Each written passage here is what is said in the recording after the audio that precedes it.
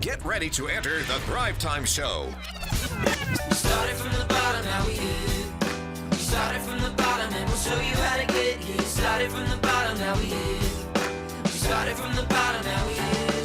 We started from the bottom, now we're on the top. Teaching you the systems to get what we got. Colton Dixon's on the hooks, I break down the books. Z's bringing some wisdom and the good looks. As the father of five, that's why I'm alive. So if you see my wife and kids, please tell them hi. It's the C&Z up on your radio. And now 3, 2, 1, here we go. We started from the bottom, now we hit. We started from the bottom, and we'll show you how to get. All right, Thrive Nation, welcome back to the Thrive Time Show during your drive time home. And as always, my name is Clay Clark. I'm the former SBA Entrepreneur of the Year, co-hosting this show with a man who needs no introduction, but yet week after week, day after day, this guy is helping Tulsa see more clearly. He's the founder of the Dr. Robert Zellner and Associates, the eye care center that we have 2 locations in Tulsa that are serving us. He's founded the Z66 Auto Auction. He's the founder of the Z's Sleep Center, the Rock and Z Ranch. He really, well, and I could keep going, but I'm not going to. It's Dr. Robert Zellner. Sir, how are you? I'm stuffed. You're stuffed. I'm stuffed. Did you have too much of that dark meat? Oh, it's a dark white pie. I don't do a lot of desserts, but how can you? Happy Thanksgiving, everybody. What a great day, and I need you to really work me out because after the show I want to go. I got a date with a pie. I got to go take care of. So I need to work out. I need to work all that turkey down. So this show will not only be spectacular, but I promise it will be cardiovascular. Oh, friend. good. That's the kind of show. I feel better already. Now we have a very special guest in the box that rocks today. It's a lady who it's kind of exciting. It's Miss Hillary Jenny. By the way, Miss Hillary, how are you doing? I'm doing great, thank you. Now I'm going to read your bio real quick, and I just want to make sure I'm not getting anything wrong here. First off, you graduated from the University of Oklahoma. Is that correct? That is correct. And Dr. Robert Zellner loves OU. Boomer Sooner. Already a connection there. And then you took over the management of a company back in October of 2011. Which, for those people who don't remember, this is the same year that we had that crazy snowstorm that hit the Northeast during that time. So it was a kind of a crazy time that the Northeast was being pounded with snow. Meanwhile, you're putting on a laser show. You helped grow the company from 4 employees and approximately 200 customers to now you have 22 employees and close to 1,000 customers. Is that right?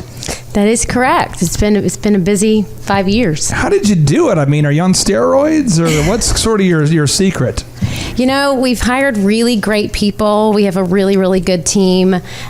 We've been able to really create a need and have a solution for our customers, I think, better than our competitors. And you have 2 companies that you're helping run here. You have Team Professional Services. Is that correct? That's correct. And what is company number 2 that you're helping run as well? So Team Professional Services we're a third-party drug and alcohol administrator for drug testing. And then we have TPS Alert, which does contractor monitoring, primarily for oil and gas operators that want to audit their contractors to ensure they're performing drug and alcohol testing.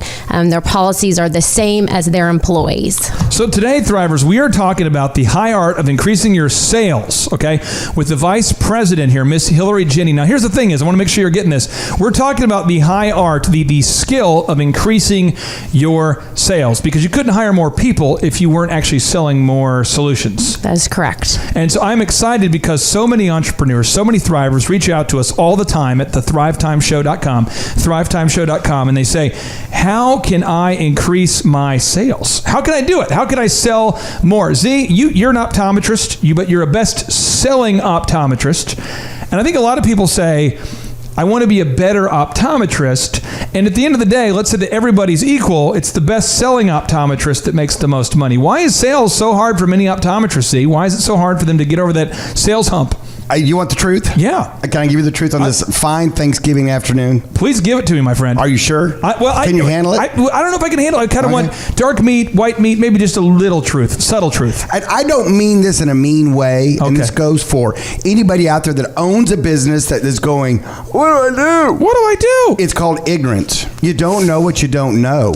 And that's why we started down this journey a couple of years ago to provide the world's best business coaching at an affordable price and at a scalable way with Thrive15.com. But so what I would tell you out there is that this show is designed for you. If someone out there going, how do I increase my sales, or help me to do it better? I'm doing pretty good, but I need to go a little better. Yeah. This show's for you, and that's why we do this every day. Now, here's the thing. I want to start with a notable quotable from Og Mandino. If you've ever read his book, it's called The Greatest Salesman in the World. He's written other books, but this book really helped me as a young man. I was really struggling to figure out my sales game. And he says, no other trade or profession has more opportunity for one to rise from poverty to great wealth than that of a salesman or saleswoman. Now, step number 1, you must commit to setting up a repeatable sales machine. You're listening to the Thrive Time Show on Talk Radio 1170. So in order to grow a business or to start a successful company, you must commit to setting up a repeatable sales machine. Z, I want to ask you this at your optometry clinic or at your auction. Let's go to your auction. We're flying over to your auction. All right. So the auction. Why is it so important that your sales systems are repeatable, and where are most entrepreneurs getting that wrong? Well, they have to be repeatable because you want to do them more than once. That's What? kind of well, I know it's crazy. It sounds crazy, I know. And unless you want to do it every single time, then you have to have some structure. You have to write it. You got to get it organized. You got to do best practice. You got to continue to tweak it. In sales and in the process, we're always trying to make a better mousetrap. We're always trying to bring, hey, how can we make this better? And so even though you may have a good one out there listening right now, we're going to encourage you to try to tweak it and make it even better. Now, I have a lot of thrivers we talk to, and I'm not ripping on our friends out there in Boston, but I hear a lot of people right now listening right now who are going, yeah, but you don't understand. You see, like in my business, what I do, Z, is I personally handle all the sales. You see, when the phone rings, I get that's my cell phone. And then what I do is I say the things that I say, and no one could possibly know the things that I say because I am me, and I change it every time. And so basically, I'm a sales wizard, and my business can't grow. What would you say to that kind of mindset? Yeah, I'm adapting to the client because everybody's different out there, so I got to be something different every time. Every time it's crazy, and I know how to do that. Nobody else knows how to do that. I would say that's your limiting membrane. Then that is going to keep you from having a lot of people out there selling a lot of your stuff, and that is what we're about. We're about getting time freedom, and we're getting financial freedom. And if you're limited to what you only eat what you kill, then that's not. We're here to coach you up to get a lot of hunters out there, so you can eat a lot of different kills. So now we're moving in here. We're moving into the knowledge bombs. Hillary's going to give us some knowledge bombs. Okay, so I'm going to ask her some tough questions here. Here we go. So here we go. Knowledge bomb number 1. So when you take over the company in October of 2011, there's a lot of things that are going well, but what did you do to build a repeatable sales system? How did you do it? When you take over, it's got to feel overwhelming. Mm-hmm. What did you do to make these repeatable sales systems? Well, I think you really have to have a product you believe in. If you believe in your product, you believe in your solution, and that comes across to your client. Okay. So I think providing a solution that you believe in and really comes across to your clients. And so let's say that I'm listening right now, and I believe in my chicken. I'm a believer. I believe in my chicken. Believe. I sell some of the best chicken. I believe on in that the planet. turkey this afternoon. It's trust organic. Me. It's organic. My wife even approves. It's organic chicken. It's organic chicken, organic turkey. Z, this turkey it's the best smoked, slow smoked. It's great. And I'm just going to talk specifically to a thriver who I know is listening there. I won't mention his name because I don't want him to feel like I'm ripping on him on the air, but he's a good friend of mine. And he has a barbecue business. And every year my wife and I faithfully buy from him. And he just, for whatever reason, can't figure out how to teach other people to sell it. But he's never asked me either for help. He's just kind of, every year I talk to him and he's kind of going, well, maybe he's listening to the show secretly. I hope so, but he says, it must be nice. What advice would you have for somebody who has a product they believe in, but they can't figure out how to teach other people to sell? I think you have to make sure you're meeting that client's needs. So if you believe in your barbecue and you are an example to your sales staff, you have to be able that whoever you're selling to has to leave wanting more. That only they can buy from you. And I will say this, one thing I would do is a practical steps for anyone listening right now. I would ask you, if you are the flag bearer, if you will, if you're the mascot of your company, if you are the Dr. Zellner of Dr. Zellner and Associates, if you are the... Hey, wait, that's me. If you're the person who can really sell well and you just started the company, I would encourage you to, step 1, go ahead and write down a duplicable sales script or a repeatable sales script. Go ahead and invest the time to write down what it is that you say every time, And I challenge you to attempt to teach one other person to do it. Not 10, not 20, but one. Because when you try to teach the next person, Z, what problems do entrepreneurs typically run into? Once they finally wrote the script and they're like, I wrote this super script. The angels have sang. Z, when I wrote it, it was almost inspired by a divinity. The script was perfect. And employee number 2, go make that sales call. Follow this system. Where does the problem typically begin? Well, the sky opens up. That was the perfect script. And the perfect script comes flying down. Actually, doves are carried in their beaks. I wrote it myself with the help of an angel. They come down, they land on your employee's shoulder, and they hand it to them. And you sit down with them, and you teach on them, and you train on them. You encourage them. You edify them. Yes. Oh! And then they don't follow through with it. Why would and then they don't do it. And, there's a million reasons why they don't do it. And what you have to do is you have to, you know what? What? You can't just, think they're going to do it. You've got to inspect what you expect. Oh, now or you're going to have regret. Because you go, hey, I taught Billy how to do it. I gave Billy the script, and I'm not going to mystery shop him. I'm not going to call him myself and make sure he stays on script. I'm not going to have my friends call and check him out. I'm just going to assume Billy's a good guy. He's got this. He's got this. I see a lot of entrepreneurs that say this. When we come back, we're going to be helping you fix this issue. I call it the execution gap. It's the gap between the implementation or the execution and the big idea. And I know there's a lot of thrivers listening right now who are saying, I tell you what, Z, if you ever want to sell something yourself, you got to, if you ever want your company to be successful, you got to do it yourself. Because when you teach a young man, millennials today, Z. You can't find good help. You can't find good help. No one wants to work. If they're not in the family, I ain't going to teach them. They're either going to be in my family. You certainly can't be a millennial, but I'm going to do it myself, because if I want to sell something, I got to sell it myself. But seriously, thrivers, if that is a limiting belief that you have, we are sitting right next to Ms. Hillary, who's grown a company fairly dramatically within a short window of time by doing this. Stay tuned. Thrive Time Show. Hello, Thrivers, and welcome back to the Thrive Time Show on Tulsa's only local business radio show, the Thrive Time Show, during your drive time home typically. However, Dr. Z, today people probably aren't driving home. They're probably at their house. Maybe you're trying to find some last-minute items for the big meal tonight, and you're going, wait a minute, it's Thanksgiving. Very few places are open. So I want to give a big shout out to all the QT employees out there. Oh, yeah. Quick Trip employees. Khaki and red, baby. They're like the Alamo. They're like the last people standing on Thanksgiving. They're open right now. I'm not sure who else is open right now, but if you need some last minute supplies for Thanksgiving, there's not a whole lot of options for you, but QT is open. Yes, Quick Trip is open. I don't know how much stuffing they sell there, but they might. If I want to get myself some Thanksgiving glasses, is Dr. Robert Zellner and Associates open right now? No, but we'll be open tomorrow. Open tomorrow. Black Friday, come on in. Well, you don't have to go to the mall to get all the chaos. You just come on into our store and get Black Friday sales. So. Black Friday sales. Yeah, it's a thing. It's kind of a thing. You really do have some discounts going? Absolutely. Okay, yeah. And you're home with you always have the $99 deal. Can you explain to the Thrivers what is the $99 deal? Well, it's a package deal. You get glasses and an eye exam, and it's a great thing. It's all included in one price. So lenses, frames, eye exam. Where are you located? Well, I have two: 69th and Memorial and 30th and Harvard. Still there, still standing. And yes, Woodland Hills Malls is still next door. And do you know who is located right next to us right now, Dr. Z? Z, do you know who it is?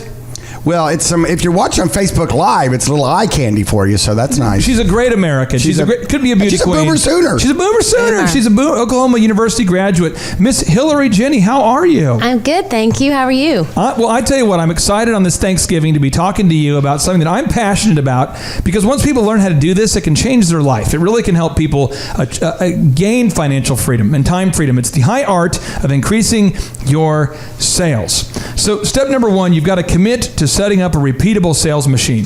Now, rumor has it that in October of 2011, that's when you took over as the vice president of the Team Professional Services. For anyone listening who doesn't know what Team Professional Services is, what is Team Professional Services? Well, TEAM actually stands for Testing, Education, Administration, and Management. And we manage drug and alcohol programs for primarily oil and gas companies all over the country. So we manage their program from from start to finish. So if I own an oil and gas business, or I work in one, and I'm trying to make sure that my employees are drug-free, Yes. I call you? That is correct. Yes, we will help you write your policies. We can set up their background screening, their pre-employment physical, drug tests, you name it. Why is it a thing? I mean, why do people hire you? Why not just do it themselves? Why is the solution that you offer something that many companies are beginning to use? Sure, because it is important that you hire the right people. So it's important that you hire drug-free employees, and it's also important that it's run well. It can cost a lot of money internally for a company to hire somebody to do that. So there's no need to when you have teams. So you wouldn't hire Charlie Sheen, is what you're saying. That's your professional advice. Probably not to work on a safety-sensitive job site. No. That's a good answer. It was a good answer. Okay, Sorry, Chuck. Okay, sorry. Now, here's the thing. We're talking about step one, though. Commit to setting up a repeatable sales machine. Now, you've obviously had a lot of success, and a lot of entrepreneurs go, yeah, I made my system. I made my script. I made my pre-written email. I've made my system, my processes, but I'm struggling to get my team to actually do the system. Mm-hmm. What advice would you have for them? Well, I would say coach, a lot of coaching. So when I have new people and new salespeople, I typically go in with them and I give them feedback immediately. You do? I do. What kind of feedback? Positive, and sometimes, things that they can improve on. I know. Oh, that's hurtful. Oh, that's hurtful. You're so mean. Why do you, I want to kind of role play a scenario. Okay. So let's say that I'm on the phone. I'm Clay. I'm your newest guy, and I'm not following the system, okay? I'm just not. For whatever reason, whether I choose not to or I didn't know or whatever. So I'm just, and you catch me. Do you hear me? Do you walk around and listen? Are the calls recorded? How do you know I'm not doing a good job? Well, typically for us, is I will go to the meeting with you or I will listen as you're speaking on the phone. And so here it comes. What advice? How would you say it if someone's willfully not, or maybe unintentionally not using the system? I would first say, tell them how that they handled it, and then I would give them an example of how they could probably have handled it better. Now, for a lot of people listening, giving feedback to people that's not positive is, it's scary. It's scary because, they may take a swing at you. They might get their feelings hurt. So that's on you. I want to know, though, Hillary. Why is it so scary? You've helped to train people. Why is it scary? Maybe when you first started, it was scary. Why is it scary to give people feedback that's not super positive? Because you don't want them to feel bad. I can understand that. But at the end of the day, it's your business and you want it to succeed. Have you always been that way, or have you had to kind of learn to get over that? Oh, I've definitely had to learn. It did not come easy in the beginning. I'm kind of curious. Okay, so you got Clay's your new sales associate right over here, okay? Hello.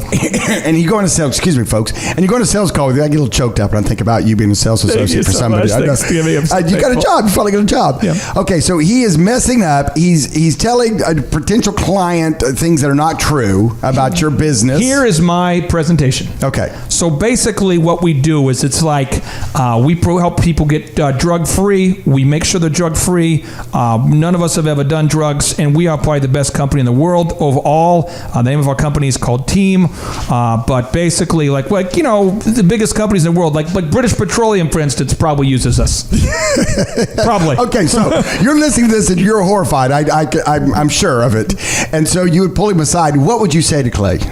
I would say, did you listen to what the customer's needs were? I was going to, but I was talking to him about other planetary systems and how we might be the best service out there on the galaxy, and I just felt like I was on a roll, and I just wanted to give him the education. And so you kind of information dumped? Yeah, I call it the machine gun. Boom, boom, boom, boom, boom. But that's how I used to do it when I worked over at the furniture store. I used to just boom, boom, boom, boom, boom, machine gun. So when you walked out, how did you feel like you could, with your product, how could you make him provide a better service for him? I do not know. Machine gun, I like that. That's what people do, though, all the time. Okay, another question, Hillary. Okay, so you coach him up, you walk him through the thing, you're nice, you're obviously a nice person, you're trying to be nice. He does this knucklehead new sales guy with the machine gun and all that.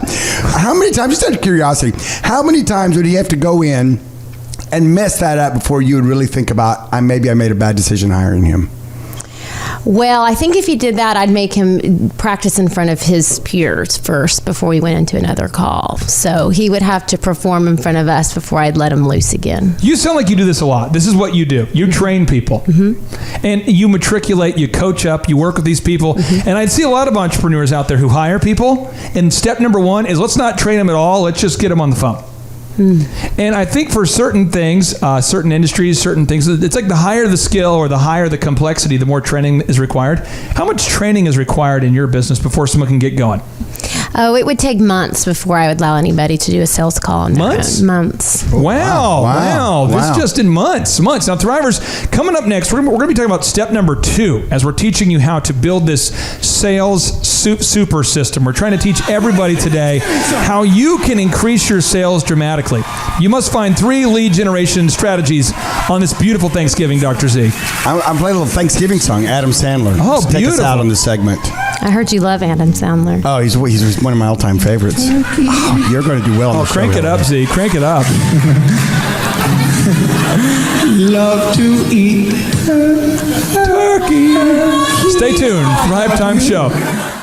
Hello, Thrive Nation, and welcome back to your inspiration station. Stick on this dial for a while. It's the Thrive Time Show, typically during your drive time home. However, today, I know for many of you, it's the Thrive Time Show during your dojo of Turkey Mojo. You're basically sitting down, you're about ready to have something great to eat, and your wife or your husband, your husband's like, what are you watching in there? What are you listening to? We got to carve the turkey, and you're going, nothing. I'm just trying to listen to something real quick. And it's okay. It's okay, Thrivers. Because if you want to leave and eat some food and then come back, you can always listen to the thrivetimeshow.com. Again, it's thrivetimeshow.com, where we archive all of the radio shows. You can listen to it as much as you want.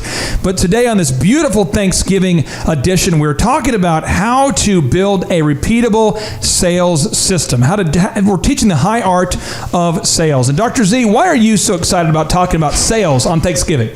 Well, because I can't imagine anything better than sitting there eating a little bitty eating some cranberry sauce. Oh, wow. Learning how to increase my sales. I mean, what goes better than increased sales than cranberry sauce? And you and I, stuffing, some gravy, pie, whipped topping. Whipped topping?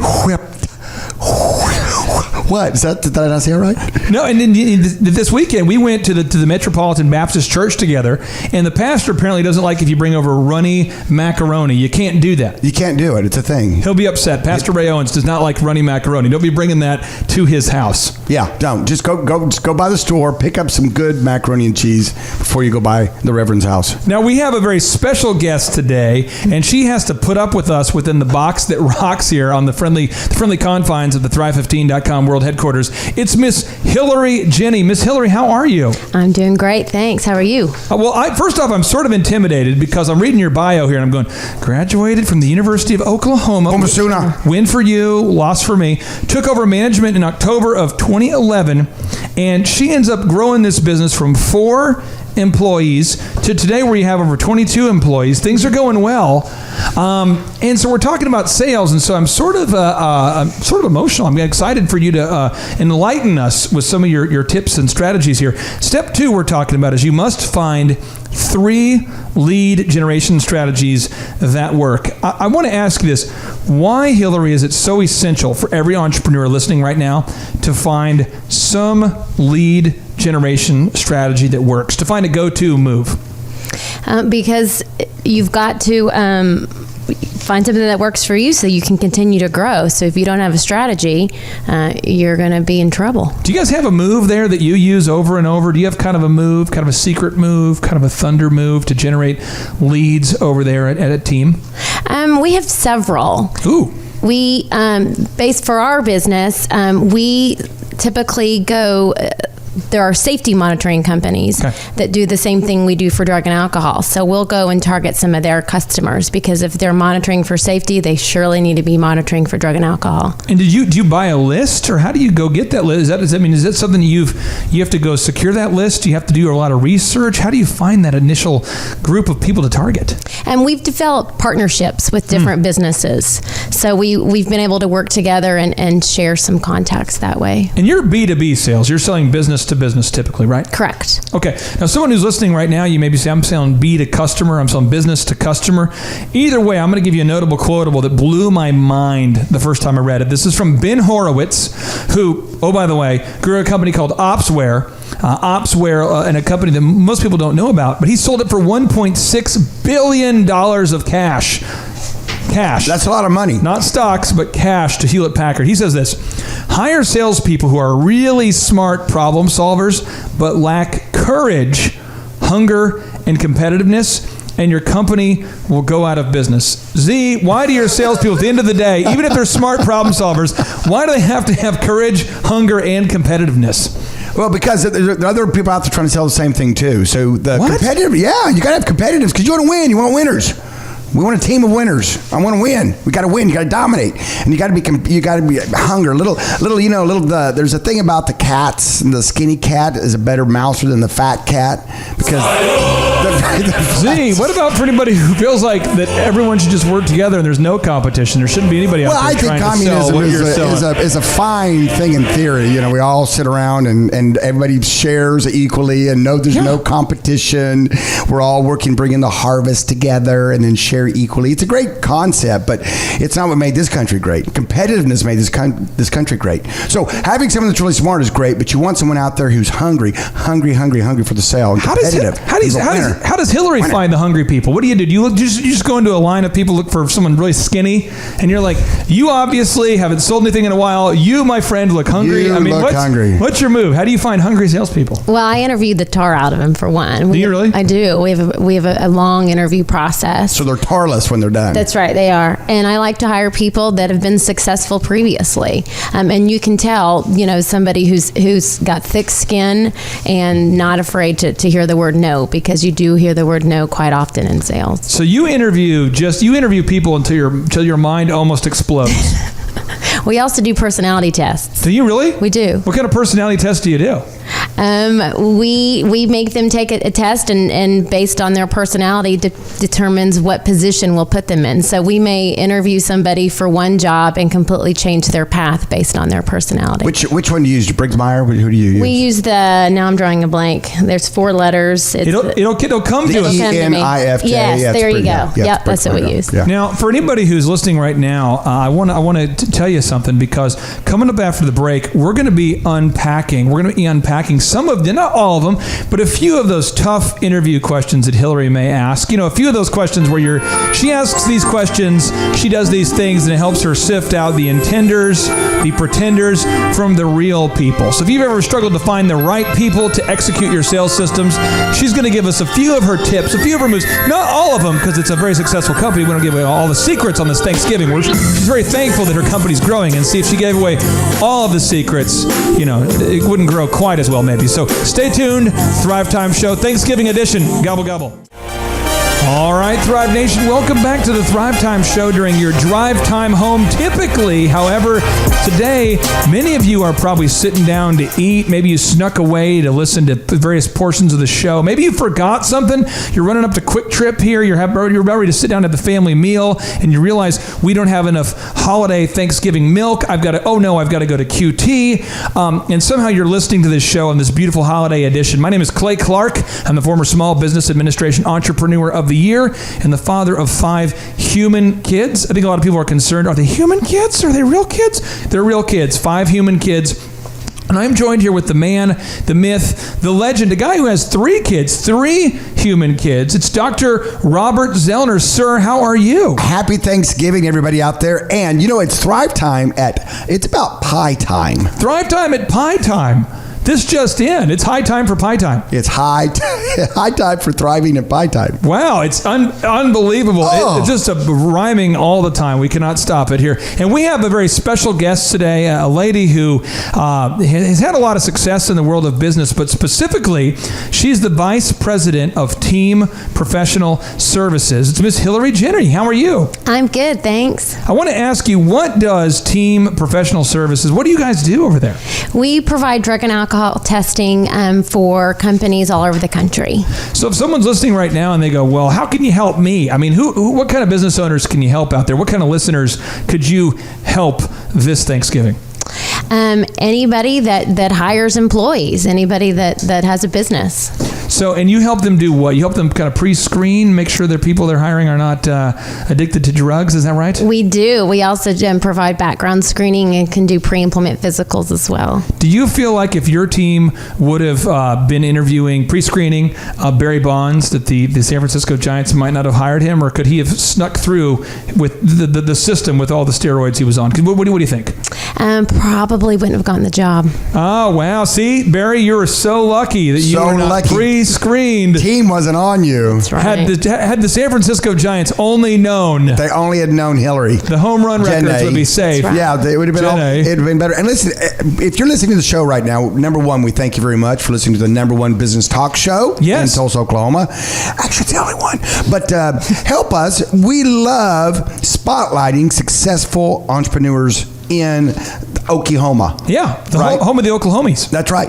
And so if info@thrive15.com, send us some stuff. If you know someone out there that's done well in business, has grown a business or started a business and we can spotlight them. We love bringing, locals on and talking to them and getting their little secret sauce, not all of it, but at least a little of their secret sauce to help you start and grow your business. And so we're talking about the high art of increasing your sales today. Step number 1 was commit to setting up a repeatable sales machine. Step number 2, you must find 3 lead generation strategies that work. Z, do you know the lead generation strategies that worked in my first business? I know. I've heard one of your little moves you did, which was kind of squirrely, and I don't know how you pulled it off. It's the one where you would get the list of people that registered for weddings that was not supposed to be obtainable, and you secretly obtained it. Okay, well, yeah, I'm just saying. We had 3 moves, okay? Move number 1 is that if you registered at Target or Bed Bath & Beyond or David's Bridal, you're running around going, Oh, yeah. boop, boop, boop. I want these towels. Boop. I want to get this. Your husband's, your husband-to-be is like, I want this beer. Boop. You know what I mean? You're just registering everywhere. We would buy those lists from big box retailers, and people would call us, and they'd always go, how did you get my information? So it was kind of a deal. We had that move. Oh, yeah. Move number 2 is bridal shows. Oh, yeah. Yeah, if you're a lady, you go to bridal shows, trying to find the photographer, the fish videographer. in a barrel. It was fish in a barrel. Literally, fish in a barrel. Yeah, it was amazing. And then the third move we did was Google domination. Getting to the top of Google. People would call us. We used to have the biggest yellow page ad. That was kind of our move. But once you begin to make these moves, you have to execute the moves. And Hillary was telling us that with her company, you're going to train people for like 2 months. I think you said months before you allow them to begin to execute and get out there and do sales presentations. Is that right? Yes, that's true. And back to your point on different ways to find business. Don't you love it when your competitors put their clients on their website? Sneakers, McSneakerson. Yeah.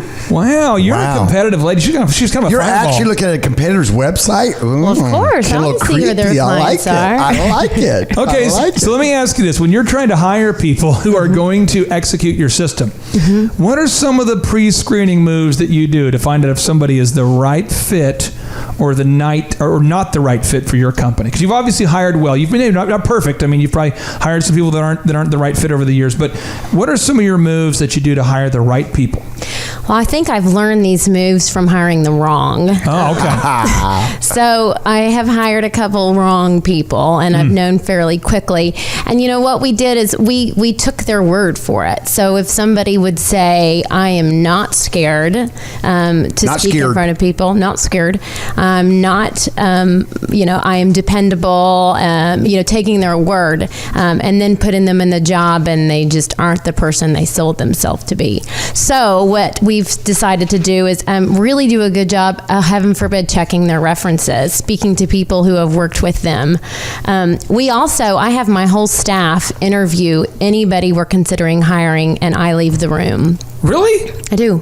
Now, Z, I want to ask you this question, okay? Okay. Tell me if I did this wrong. Tell me what I did wrong, okay? All right, good. Oh, yeah. Back in the day, I used to hire people that I knew. To work for the DJ Connection business. So right away, if I knew you, you're in. That was the only threshold. Yeah, I mean, basically, if I knew you, it was hard to do. You had a pulse. I'm not a celebrity. I didn't know everybody. Not everybody. If you had a pulse, and you said you were ready to go, I would hire you. Well, of course. And a guy would get out there. We hired one guy, and this is a story that makes me feel horrible, but the bride sent me video footage of our DJ, so I know he did it. Oh, no. But he would get up there, and as a DJ, your job is to put the focus on the bride and the groom and to facilitate the events, but at no point should the focus be on you. Yeah. So you'd say, all right, ladies and gentlemen, coming up next, our beautiful bride and the handsome groom, they're going to be cutting the cake. Once again, they're cutting the cake. Let's hear it for them. And you put the focus on them. Right. He got up and goes, now, ladies and gentlemen, the cake, a lot of people don't understand the tradition of the cake. Now, cake cutting comes from and then we're talking like, set your watch, 5 minutes later, he's like, and so basically one of the main things I want to articulate today is marriage. Really, and he just keeps going. Oh, God. And so someone's filming, and he talks, I'm not exaggerating, probably 4 to 5 minutes in between every particular thing. A guy getting up there giving the history of the first dance. Oh, no. And so I talked to the guy, and the guy is like a friend of mine from college. Oh, yeah. Well, apparently, of course. Because that was my move. That was your move. I decided if you knew me, then you were in. You're in. And I said, hey, were you doing that at the wedding? He goes, no. And I said, well, I got video footage. And he's like, well, that's because various people were encouraging me. They loved what I was doing. They were asking me to do it more. And so it became kind of a thing. It became a thing. I'm like, were the people who were telling you this paying you? Or yeah. It's like, well, there's one lady who just sitting right up closer. She's an elderly lady, and she just loved the story. She loved the story on the history of cutting cake. Do you think that's a wise move for an entrepreneur out there starting their business just to hire family, friends, and people they know? It can be. Yes and no. Oh, wow. The good thing about it, you hiring people you know them. Yeah. You know them. Shame on you. Like, well, I knew he was always late to class, but I didn't think he'd always be late to the weddings. I mean, come on. I'm paying you. Yeah, here's the deal. You know? I will say, back in the day, because I was an idiot, everyone I knew was also an idiot. Yeah, there you go. You're running with the pack. I mean, sometimes starting off, you get family because they'll work for the right price.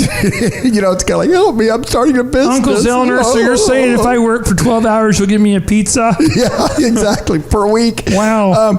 Yeah, so the thing about it is knowing someone does not necessarily preclude them from working for you. I mean, that's, shame on you for knowing them and then still, like Hillary just aptly pointed out, sometimes in the interview process they'll tell you things you want to hear. What's the worst thing about you? I will tell you overall, basically, it's that I have what we would call over diligence, where I do so much work that people it irritates the other people around me. Exactly. Overall. Yeah. So they tell you what you want to hear to get the job, and then it's good for you that you quickly flesh them out and said, mistake, red flag, out of here. And that's the thing. You got to hire fast, but then fire fast. That's right. Hillary, what else do you do to make sure you don't hire the wrong people now? What are some other moves you do? What are some other moves you're doing to make sure you don't get the wrong people on the bus? I like to ask a lot of situational questions. So make them kind of talk about different situations rather than just talk about themselves. So talk about maybe a really difficult sales process and tell me their experience from start to finish. I like to hear about their failures too. I like for them to, and if they can't admit to any, a red flag. That's a failure. Oh, now this just in, a little notable quotable from Stephen Covey, the best-selling author of 7 Habits of Highly Effective People. He says, an empowered organization is one in which individuals have the knowledge, skill, desire, and opportunity to personally succeed in a way that leads to collective organizational success. Now, this is the deal, Thrivers. If you're listening right now, this little mystic statistic I want to share with you from Gallup says that today's small business owner, on average, is working 52 hours per week. Okay? And 57% are working 6 days a week or more. Over 20% are working 7 days a week.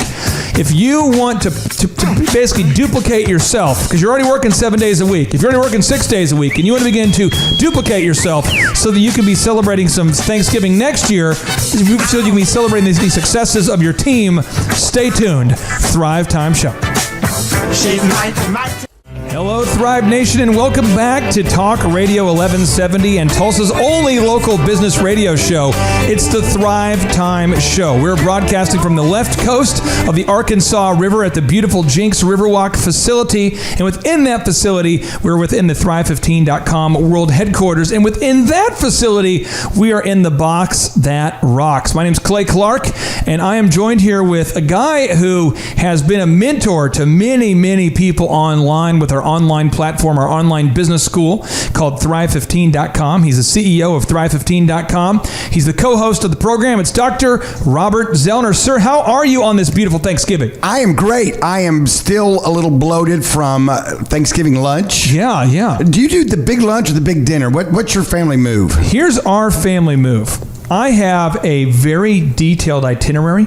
Oh, gosh. Of all the things that we do. Okay. So it's like you wake up and there's a certain set of activities we're doing. So a certain meal, boom. And then once we do that meal, then we do the next thing, and and it's very like every hour. Well, you had to add the show into it this time. Yeah, so it's thrown off the whole space-time continuum. I'm sorry about that. We're working with Dr. Brown to create some time. What is it? The time machines? Yes, time machines. They're a thing. They've allowed different time and space continuums to happen. But at the end of the day, we're having a great time at the Clark House. And probably our favorite tradition here is when all the ladies make pies. Oh, yeah. And as a dude, I just try to scour for meat. I'm running around just protein. Yeah, I'm just eating as much meat as I can. That's my plan. Yeah. Well, you know what? Today is also, it's not only a national holiday, and some people's favorite holiday. It's the first time we filmed in the Box That Rocks. It is the first time. Notice in the background, if you're on Facebook Live, there's a lot of people who are typically working here, but today it's sort of a vast. They're gorging on pie right now. Yeah, they're having their pie right now. Yeah. But we did trick one lucky lady or one unlucky lady. I'm not sure how her perspective. It's probably 50-50. But we did get her into the Box That Rocks today. It is Miss Hillary Jenny. Hillary, how are you? I'm great, thank you. Now, for anyone listening who doesn't know who you are, how would you, if you're at a networking event or you're trying to explain to your mom or family, what do you do? What do you do? You're sitting around the Thanksgiving table and they're going, "What do you do, Hillary? What is it that you do?" How would you describe it? We manage drug and alcohol programs for companies all over the country. So we pull their randoms, write their policies, just provide full service. Wait a minute. You said pull their random. You pull their randoms? What does that mean? I get a hat. No, I'm just kidding.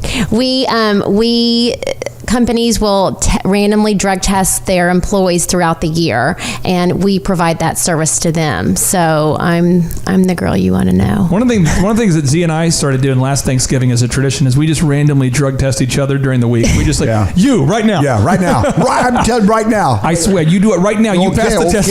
Okay. No, but seriously, what kind of companies hire you guys? What kind of companies have chosen to use a team to help them make sure that their workforce is properly screened and drug tested? What kind of companies typically work with you? Any company can. We specialize primarily in oil and gas, and we do a lot of work with DOT employees because they are regulated by federal law to be drug tested. If you take the D and the O and the T and you sound out, it's DOT. Are you talking about the Department of Oklahoma Transportation? No, not of Oklahoma, just Department of Transportation. Oh, wow. It's all over. It's a big thing. All over. That's not right. just in Oklahoma? It's Big Brother. That's right. Wow. So anybody driving a big truck. So if someone wants to get a hold of you right now, they go, "I'm tired of trying to figure this out myself. I want to hire you." How can they get a hold of you? And they go to our website, teamprofessional.com, and all of our information's listed right there, or they can give us a call at 918-970-2323. Boom. All right. Now we're talking about the high art of increasing your sales. 1, sell turkeys and tell the world it's Thanksgiving tomorrow. That's a tip number 1. But seriously, step number 1, you want to commit to setting up a repeatable sales machine. Step 2, you must find 3 lead generation strategies that work. Now, Z, I'm going to fire off a whole bunch of these real quick, but I'm just going to try to get the minds of the Thrivers going here, get you activated. All right. Activate us. Thrivers, if you're listening right now and you're doing advertising on Facebook and it's not working, ask yourself, what's the next idea? And keep trying something until you find a repeatable system. You've got to fail faster. To quote Thomas Watson, the former CEO of IBM, to increase your rate of success, you must increase your rate of failure. You've got to find out what works and what doesn't. Z, I know you're very thankful for the success of your businesses now on this beautiful Thanksgiving, but what are some of the sales systems or marketing strategies that you've used over the years that did not work? Ooh, that did not work. Somewhere you go, whoa, swing and a miss on that one. I'm trying to think because, we were very purposeful in all of our systems. And in He's fact, judging us. Yeah. I'll tell you what, here's the thing about it is if your ad isn't working, and people, and it's getting in front of humans. Yeah. And it's getting in front of your high and likely buyers. Yeah. If you're doing, okay, first of all, you're high and likely buyer. You get the message in front of them, all right, and it's not working. It's not because of the modality. It's because of your message. Now, that's a big thing to kind of get your head wrapped around. If you don't have a good call to action, if you don't have something that reaches out there and grabs them, rips them off the couch, and forces them to walk through the front door of your business, then you're the problem. It's not Facebook. It's like, oh, Facebook didn't work for me. Oh, the radio didn't work for me. Oh, TV, that's not a thing. I mean, the newspaper. Nobody looks at the newspaper anymore. And I'm going to use direct mail, billboards. I'm going to use you as an example. With your auto auction, you're only selling to 1,000 people in Oklahoma have a used car license? Roughly, but then now we do online, so it's the nation. But yeah, mostly the people that actually walk in that door and are physically there. There's about 1,000's our target. But these are used car dealers. Used cars dealers. So you're not out there necessarily pelting the airways with commercials I'm not on TV. out there chasing down soccer moms in their minivans. Come to the auction. But for your optometry clinic, you do run commercials on radio. I chase down soccer moms in their minivans. So again, every business is going to have a different go-to move. Right. Everyone's going to have a different go-to move. So if you're listening right now and you're looking for go-to moves, go to thrive15.com, and we have hundreds of trainings about just this specific subject. Now, step number 3, you must document your lead conversion system that produces results.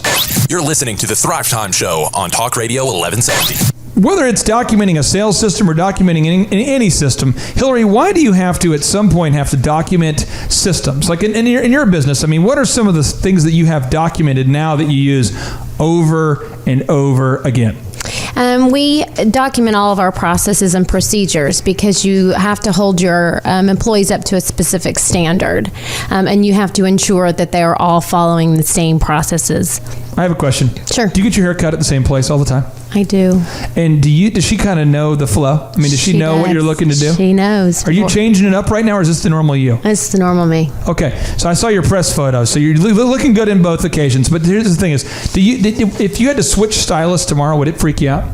It probably would, yes. So I'm going to give you an example. We have a men's grooming lounge called Elephant in the Room. It's one of the businesses I'm a part owner of. And we have 3 locations. And Z, do you know how we solved this issue about people being freaked out about changing stylists?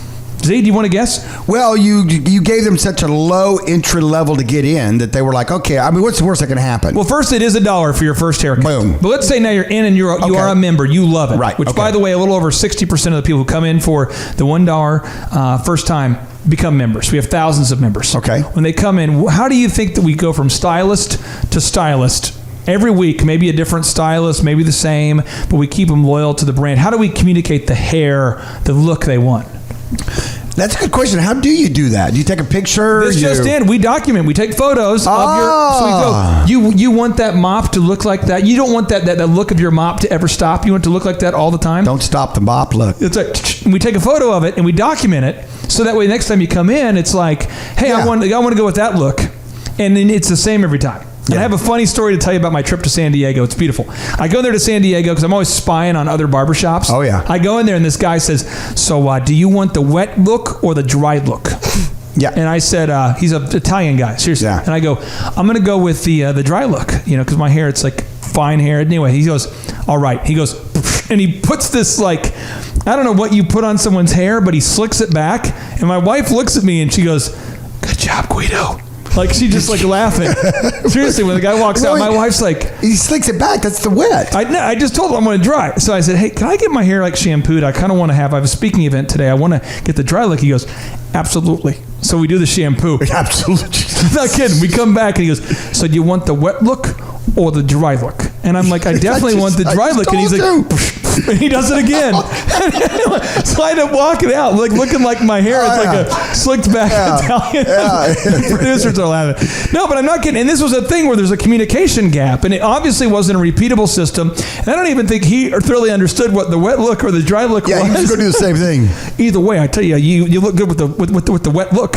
Yeah. But that was the thing is, we've got to be able to document our systems. Otherwise, you're going to repeat the same basic things over and over. Now, step number 4, once you have developed a high quality system, a quality system, you must recruit A players to execute your system.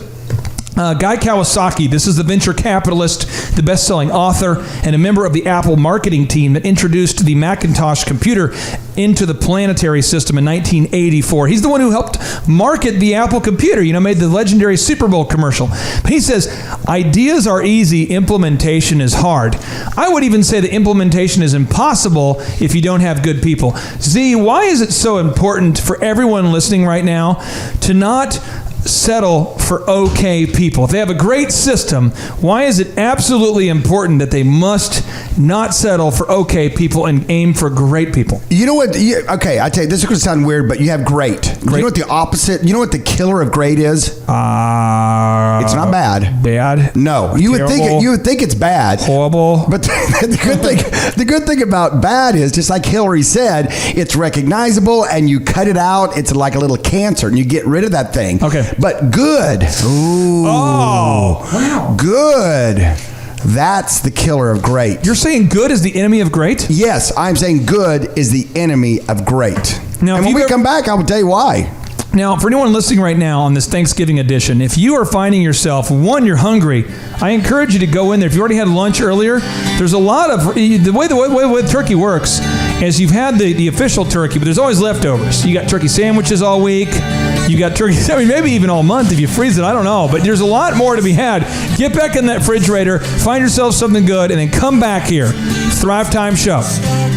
All right, Thrive Nation, welcome back to the special holiday edition, the special holiday Thanksgiving edition here of the Thrive Time Show. Typically, it's during your drive time home, but today you're probably at your house. You're probably marinating. Maybe you've spent a lot of time with family. I don't know if in your family it's maybe your family's perfect, and you never have a situation where you have a confrontation with an aunt or an uncle who's trying to high pressure you on a new multi-level marketing scheme that they're a part of.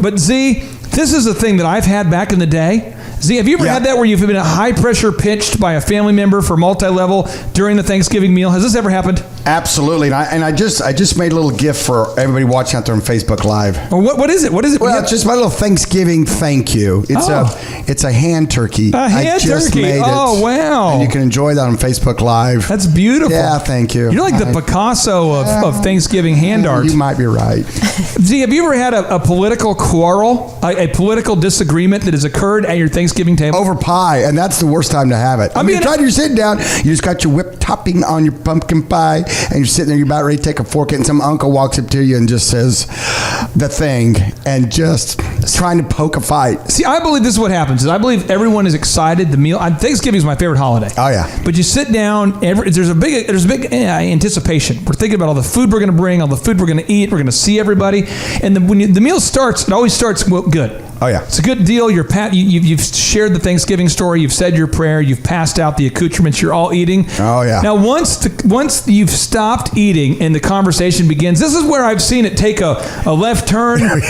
many times in the past. Because what happens is after people have eaten and they've talked about like, how are you? What major are you studying? Oh my gosh, it's good to see you. Is that a new hair color? After they've had that, it somehow gets into that political and religious discussion. And here's what I tell you to do.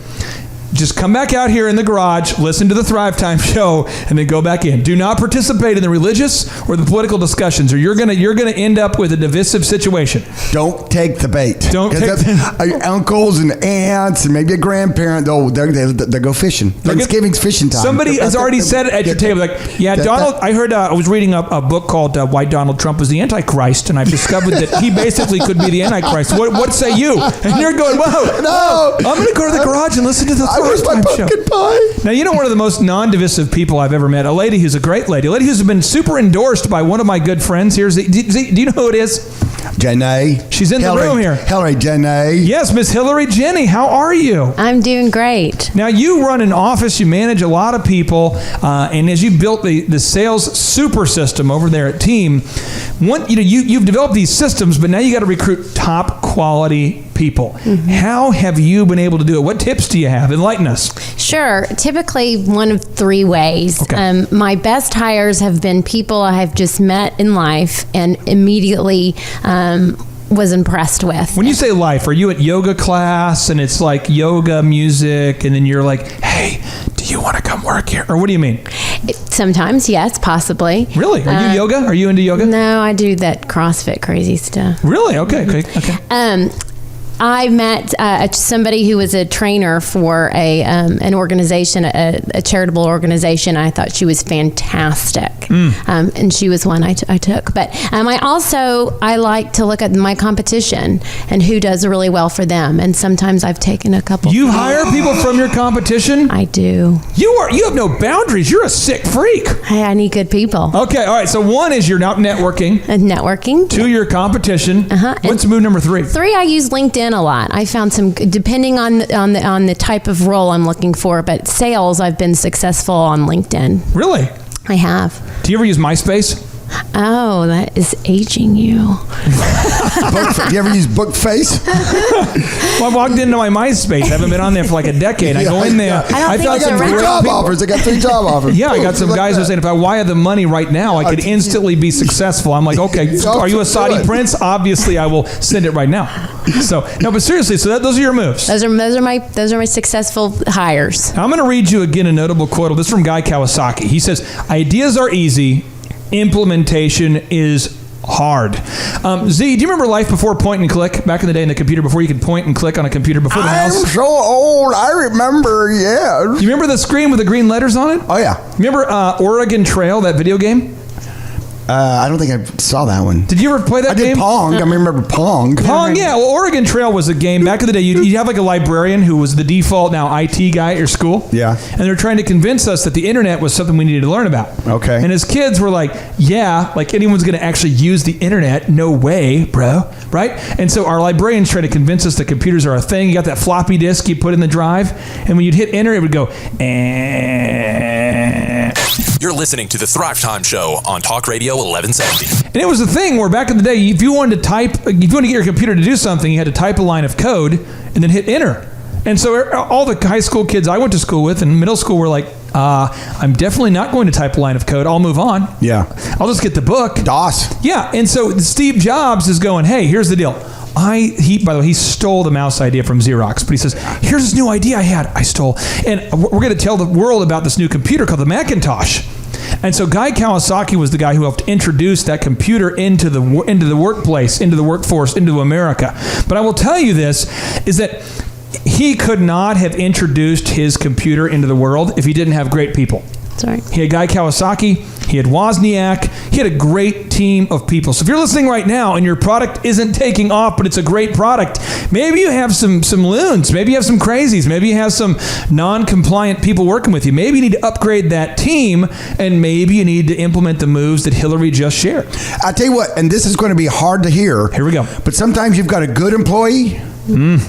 And what you really should have is a great one. Oh. And that's what I was saying earlier, Clay, that bad is not the killer of great. Because bad is easily recognized. You go, okay, you're bad. You're a bad dude. You know, you're out of here. It's that good that's not wanting to go to the great. And you go, why am I not growing? Why are we just stagnant? Why? You know, and they don't have the hunger. They don't have the competition. They don't have the courage, you know, and they're not great at what they do. Firing someone who's good or replacing someone who's good is probably one of the most difficult things to do as a job owner. This is why I love the New England Patriots, though, because what happens is that every year it's like a fresh roster, and they honestly are constantly pruning that tree and trying to improve that roster. Oklahoma University, where you two got, Z, you're a big fan, and Hillary, you graduated from OU. Right.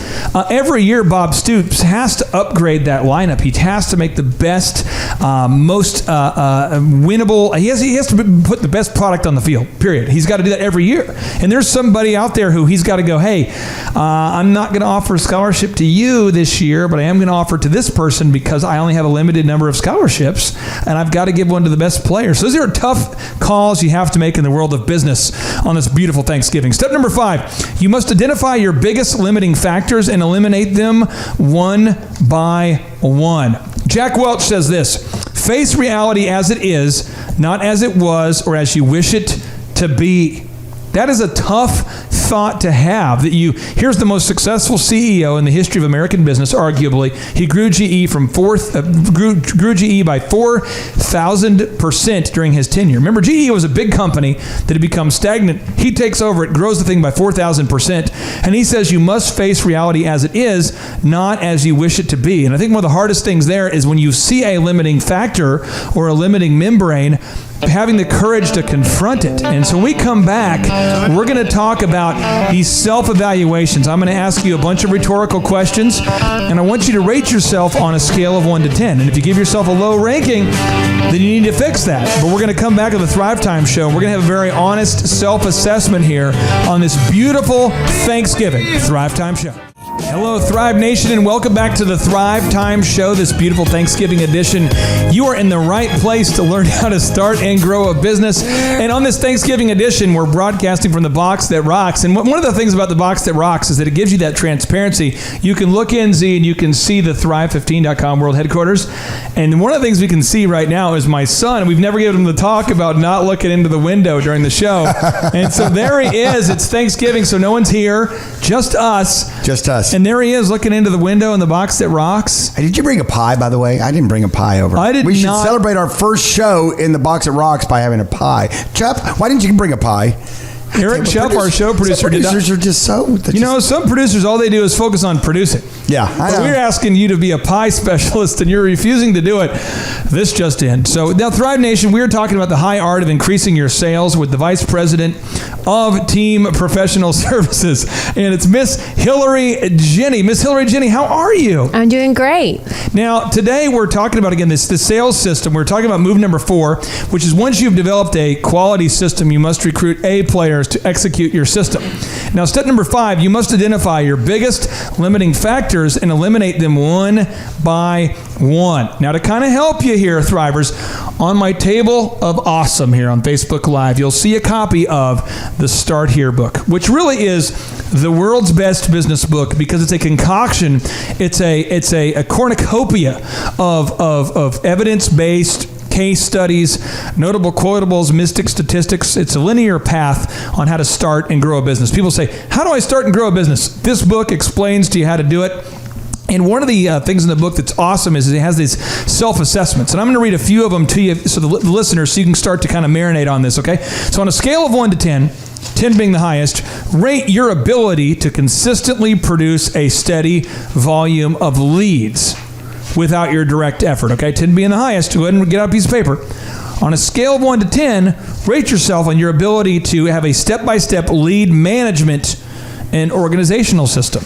One more. On a scale of 1 to 10, rate yourself on your team's follow-up system to consistently follow up with inbound leads.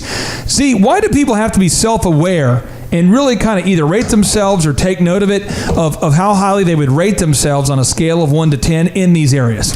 You have to be honest with yourself because this gives you the blueprint of how to fix things and make things better. You know, if I tell you what, the people out there that go, oh, I'm a 10 on all those things. I'm a 10. And my business is, I don't understand why my business isn't doing better. You're not being honest with yourself. So step 1, you got to look in the mirror. You got to be honest with yourself. You got to really evaluate, step out, go through the list, the checklist, evaluate yourself, and this will give you the blueprint of what you need to fix. I just thought of something real quick here. Oh. My wife is a 10. She's a wonderful lady. She's smart. She's gorgeous. How did you get her? I'm like a 2. I'm like maybe not a 2. Mysteries of the world. Maybe like a 1. Yeah. And the thing is, I realized that pretty quickly in life. I'm like, I'm a 2. I'm maybe like a 2.4. So I'm going to have like a whole series of moves. My wooing process, my courting process is going to have to be over the top, off the charts to land her, you know, as an incredible wife there. So you just got to be honest about these things, though, Thrivers, or you can't fix it. So I'm going to ask you, Hillary, when you came in and you took over as the vice president of the business, what did you see as some of the areas that needed the most improvement, and how did you go about fixing them? We actually didn't have a sales team. So we were only getting business based on referrals, and our technology didn't allow us to grow as fast as I would like us to. So when I first started, I invested in both areas. So you said when you first came in, you were aware of the problems and you went after those first. Correct. Why not just focus on the areas that were already good and just making them even better? I mean, what was your strategy? What was your mindset going into that? I knew we had a good product to sell, and I knew we had good people on staff already, but we needed to change things to grow. We needed to become more electronic and allow technology to do more of the work versus everything so manual. Now, on a scale of 1 to 10, Thrivers, I want you to rate yourself right now on a scale of 1 to 10, your ability to generate leads through search engine optimization. You know, Google's a thing. Is it a thing? Mm-hmm. Well, it's a thing. I mean, some people are using the thing. I mean, when you go up on your smartphone, yeah. Some people go to this thing called Google. They're not on MySpace anymore. They're on Google. And they go up there and they'll type in like a thing they're looking for apparently, and whatever comes up top, like they'll start to call those things. Yeah. And so you want to rate yourself on a scale of 1 to 10 right now, Thrivers, and on a scale of 1 to 10, your ability to generate leads through search engines. And if you're not doing well, this just in. We have unbelievable in-person 2-day workshops, Z, where we teach people how to optimize their website, how to build a linear workflow. So you're saying it's not a rigged system? It's not a rigged system. You could actually do something to get to the top of Google. I'm going to give people the Google challenge right now. The Google challenge. Okay, let's get out your phone. I like challenges. And go ahead and type in Tulsa Men's Haircuts. Spell it wrong, spell it right. Just Tulsa Men's Haircuts. And who comes up top? Boom, elephant in the room. That's one of my businesses. Okay, why? Because we know the system. Let's type in Tulsa Cookies. Tulsa cookies. It's a holiday season. Who doesn't like cookies? You want some great Thanksgiving cookies? Cookies. They're already closed. We should have thought that. But for Christmas, we could have. Can we get some turkey-shaped cookies? You could get some turkey-shaped Christmas cookies because it's already Thanksgiving and we're closed today. But if you Google Tulsa cookies, you're going to find Barbie cookies. Again, a client we work with. If you Google, et cetera, and we can teach you how to do that, but you have to be aware of your biggest limiting factor. A couple more on a scale of 1 to 10. Rate your team's ability to generate leads through cold calling.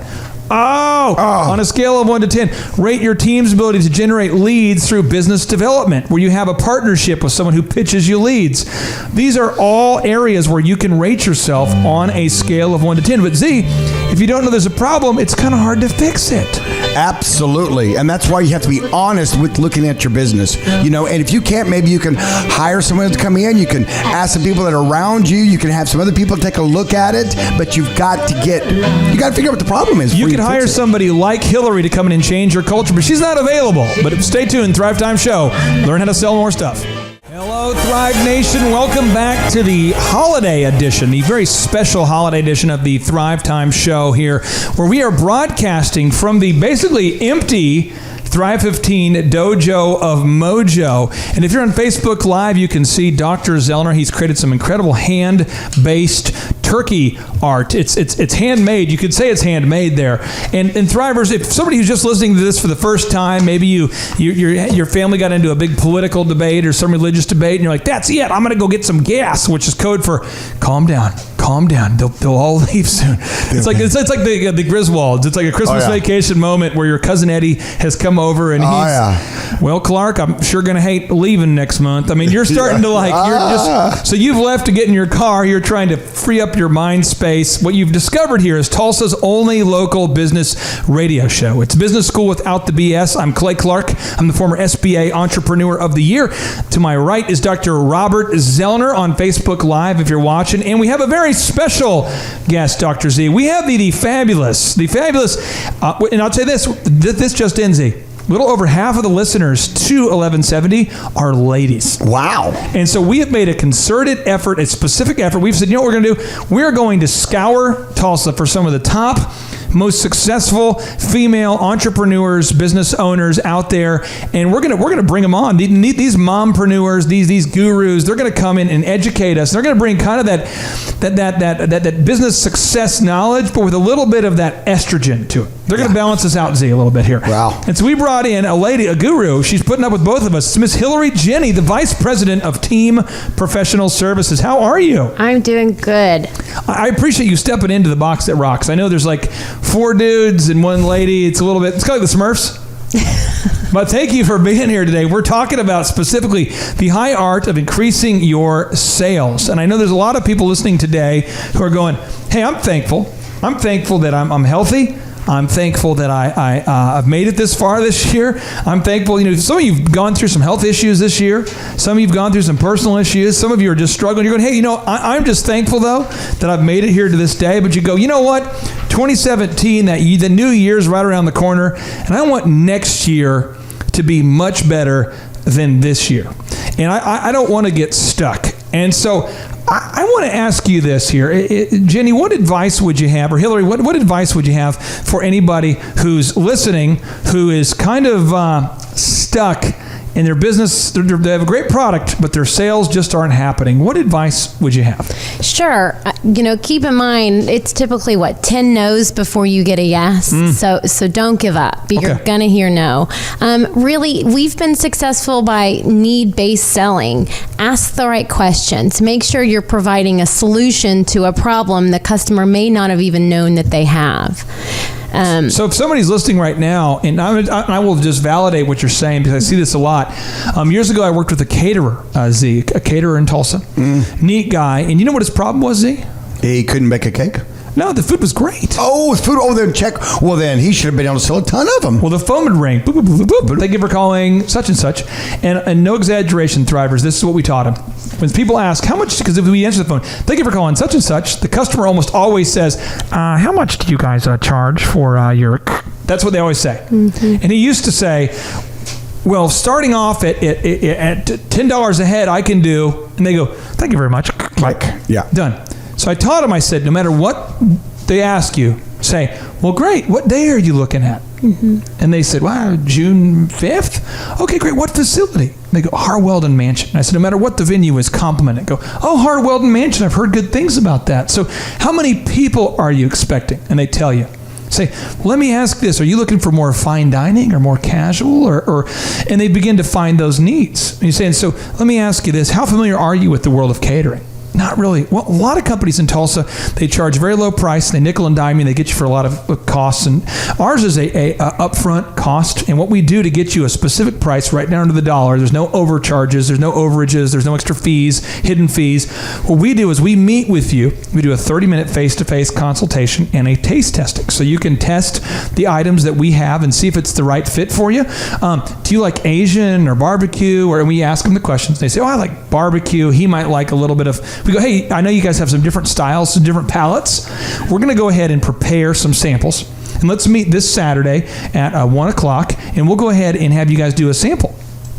You're listening to the Thrive Time Show on Talk Radio 1170. But once people are sitting down doing a sample and they're asking all those right questions, they begin to discover, he says, now who's going to assist the bride in cutting the cake? He goes, well, they say, well, what do you mean? He says, well, most brides haven't cut the cake before, and they need someone to kind of show them how. Who's going to serve the cake?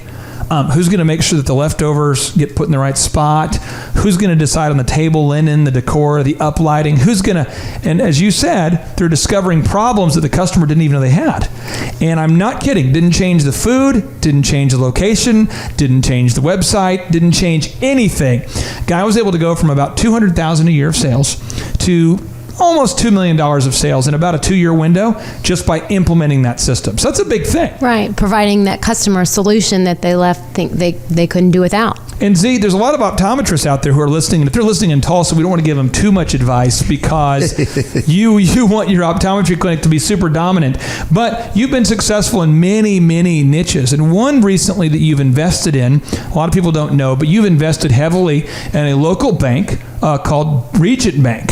And Regent Bank is a neat local bank that it can't compete with Bank of America. It can't be more Bank of America than Bank of America. It's a boutique business bank. So what is a boutique business bank? A boutique business bank. What is that like? We make it deal you can't refuse. We just come and make no. It's all about customer service and all about for the startup businessman or professional. And so we give a high level of service. We don't really advertise for the drop-in checkbook savings account. The checking accounts or all the drive-by. We only have one location in Tulsa, and we go to them. We don't have a bank on every corner, and so we're just kind of that boutique-y, customer service-driven bank to business owners. But see, I want to know if I'm a business owner and I business, I feel like all banks are the same. Really, every bank is all the same. What makes your bank so different, bank?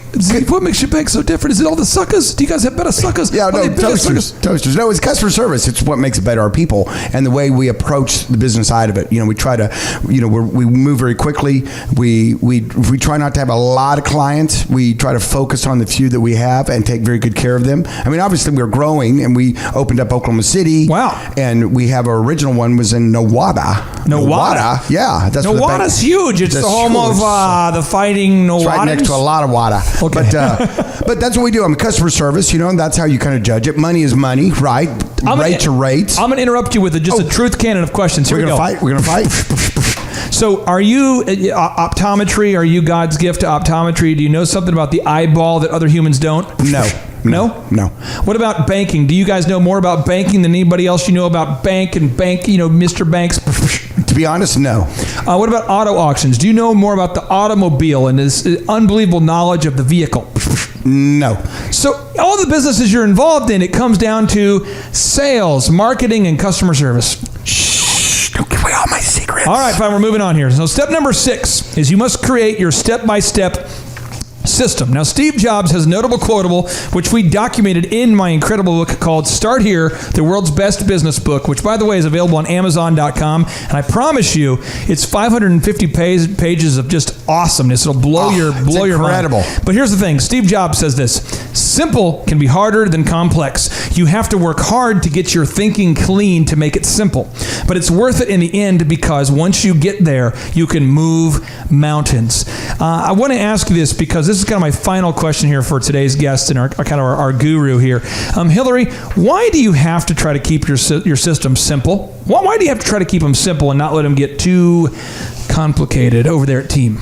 Well, because you want to keep it consistent for your customer. So the more complex and different for the interaction with that customer, the more room for error, I would say. And how do people get a hold of you if they want to hire you to help their company, to help to hire you guys to help their business, make sure they're bringing on drug-free employees and making sure they're bringing on the right recruits? How do they get a hold of you? What's your website? How can they call you? Teamprofessional.com, and our phone number is 918-970-2323. We have offices in both Oklahoma City and Tulsa, but then again, manage all over the country. Now, see, there's a lot of people listening right now who say, I want to learn the specifics of workflows, of how to build sales systems, sales scripts. I want examples. Okay, I want an example. I want a template. I would like to have video examples. I would like for you guys to coach me and show me. If it's really just about marketing, sales, customer service, then I want you guys to show me. And see, we've got 2 options for them. 2. Option number 1, they can go to thrive15.com and they can become a Thriver.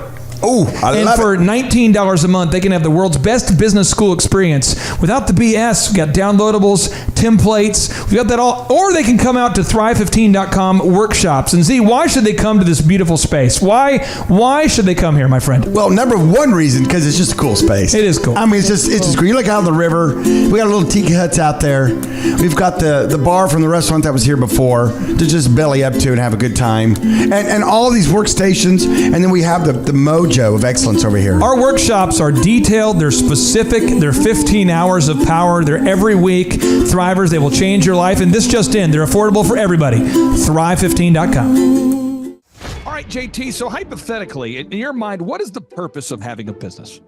To get you to your goals. So it's a vehicle to get you to your destination. Whoa. And would you need profits to get there? I mean, is when you have a business that's successful, in your mind, in your expert opinion, would you need profits to get you to your goals? Yeah, because if you have a $15 million business, but you have $15 million of expenses, it's kind of pointless. Holy crap! All right, so the question I would have here for you, if you could take 10 minutes or less and see if you could save $3,000 a year by reducing your credit card fees, would you do it? Yes, absolutely. Holy crap. Why would somebody out there who's listening right now who has a sane mind, why would they not go to thrivetimeshow.com/credit-card, thrivetimeshow.com/credit-card to schedule a 10-minute consultation to see if they can reduce their credit card fees by at least $3,000 a year. Why would they not do it? Yeah, why would they not do it? Maybe because they didn't understand how you said the website. This tree is a symbol of the spirit of the Griswold family Christmas. No, that's clear. Okay, so that could be true. So I would encourage everybody to check out thrivetimeshow.com/credit-card, thrivetimeshow.com/credit-card. What would be another reason why someone would not be willing to take 10 minutes to compare rates to see if they could save $3,000 or more on credit card fees? Maybe they think it is a waste of time and that it won't. It's not possible. There's somebody out there that's making more than $3,000 every 10 minutes, and they're like, nah, that's not worth my time. We getting there, right money. We getting there, right money. There's probably someone out there that would think that. Well, I'll just tell you, folks, if you're out there today and you're making less than $3,000 per 10 minutes, I would highly recommend that you go to thrivetimeshow.com/credit-card because you can compare rates, you can save money. And, you know, the big goal, in my opinion, of building a business is to create time freedom and financial freedom. And in order to do that, you have to maximize your profits. Holy crap. Now, one way to maximize your profits is to increase your revenue. Another way to do it is to decrease your expenses. It's a profit deal. It takes the pressure off. JT, is there any other reason why somebody would not be willing to take 10 minutes to compare rates to see if they could save a total of $3,000 a year on average? I am at a loss and I cannot think of any other. Shampoo is better. I go on first and clean the hair. Conditioner is better. I leave the hair silky and smooth. Oh, really, fool? Really? Stop looking at me, Swan. Well, let me tell you a good story here real quick here. I actually, years ago, compared rates with this company here called IPS. It's Integrated Payment Services. And I scheduled a consultation. I don't know that I was skeptical. I just thought, whatever, I'll take 10 minutes. I'll compare rates. I can't tell. You can tell me I'm a doctor. No, I mean, I'm just not sure. But can't you take a guess? Well, not for another 2 hours. You can't take a guess for another 2 hours? And in my case, my particular case, I save over $20,000 a year. Holy crap. Wow. Which is, like groceries when my wife goes to the organic stores. Find everything you need today? Yeah. Great, okay. Oh, God. No. Everything okay, ma'am? It's just that you've only scanned a few items and it's already $60. I'm so scared. Okay, I'm a trained professional, ma'am. I've scanned a lot of groceries. I need you to stay with me. It's just that my in-laws are in town and they want a charcuterie board. Well, this isn't gonna be easy, so I need you to be brave, all right? What's your name? Patricia. Trisha, all right. I need you to take a deep breath. We're about to do the cheese. You know, that's the difference between eating organic and not organic. So because my wife eats organic, I had to take the 10 minutes needed to compare rates to save the $20,000 a year on credit card fees just for one of my companies. One question, what's the brand name of the clock? The brand name of the clock, Rod. Do we have it? Brand name of the clock. It's an elegant from Ridgeway. It's from Ridgeway. Let's buy the clock and sell the fireplace. So I encourage everybody out there, go to thrivetimeshow.com/credit-card. You schedule a free consultation, request information. A member of our team will call you. They'll schedule a free consultation. It should take you 10 minutes or less. And they're going to compare rates and see if they can't save you more than $3,000 a year off of your credit card processing.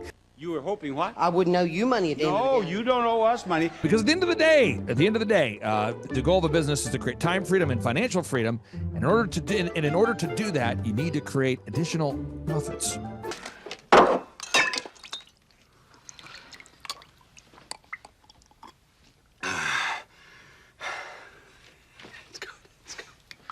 The number of new customers that we've had is up 411% over last year. We are Jared and Jennifer Johnson. We own Platinum Pest and Lawn and are located in Owasso, Oklahoma.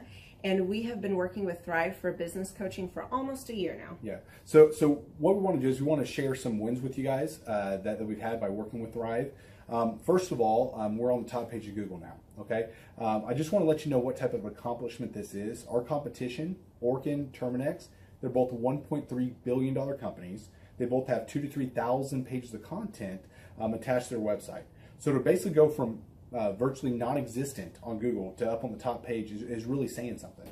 But that's come by being diligent to the systems that Thrive has, by being consistent and diligent on doing podcasts and staying on top of those podcasts to really help with getting up on with their listing and ranking there with Google. And also, we've been trying to get Google reviews, asking our customers for reviews. And now we're the highest rated and most reviewed pest and lawn company in the Tulsa area. And that's really helped with our conversion rate. And the number of new customers that we've had is up 411% over last year. Wait, say that again. How much are we up? 411%. Okay, so 411% we're up with our new customers. Amazing. Right. So not only do we have more customers calling in, we're able to close those deals at a much higher rate than we were before. Right now, our closing rate is about 85%, and that's largely due to, first of all, like our Google reviews that we've gotten people really see that our customers are happy, but also we have a script that we follow. And so when customers call in, they get all the information that they need. That script has been refined time and time again. It wasn't a one and done deal. It was a system that we followed with Thrive in the refining process, and that has obviously the 411% shows that system works. Yeah. So here's a big one for you. So last week alone, our booking percentage was 91%. We actually booked more deals, more new customers last year than we did the first 5 months. Or I'm sorry, we booked more deals last week than we did the first 5 months of last year from before we worked with Thrive. So again, we booked more deals last week than the first 5 months of last year. And it's incredible. But the reason why we have that success is by implementing the systems that Thrive has taught us and helped us out with. So. Some of those systems that we've implemented are group interviews. That way we've really been able to come up with a really great team. We've created and implemented checklists. That way everything gets done and it gets done right. It creates accountability. We're able to make sure that everything gets done properly, both out in the field and also in our office. And also doing the podcast, like Jared had mentioned, that has really, really contributed to our success. But that, like I said, the diligence and consistency in doing those and that system has really, really been a big blessing in our lives. And also, it's really shown that we've gotten the success from following those systems. Yeah. So before working with Thrive, we were basically stuck. Really no new growth with our business. And we were in a rut, and we didn't know. The last 3 years, our customer base had pretty much stayed the same. We weren't shrinking, but we weren't really growing either. Yeah, and so we didn't really know where to go, what to do, how to get out of this rut that we're in. But Thrive helped us with that. They implemented those systems. They taught us those systems. They taught us the knowledge that we needed in order to succeed. Now it's been a grind. Absolutely, it's been a grind this last year. But we're getting those fruits from that hard work and the diligent effort that we're able to put into it. So again, we were in a rut. Thrive helped us get out of that rut. And if you're thinking about working with Thrive, quit thinking about it and just do it. Do the action, and you'll get the results. It will take hard work and discipline, but that's what it's going to take in order to really succeed. So we just want to give a big shout out to Thrive, a big thank you out there to Thrive. We wouldn't be where we're at now without their help.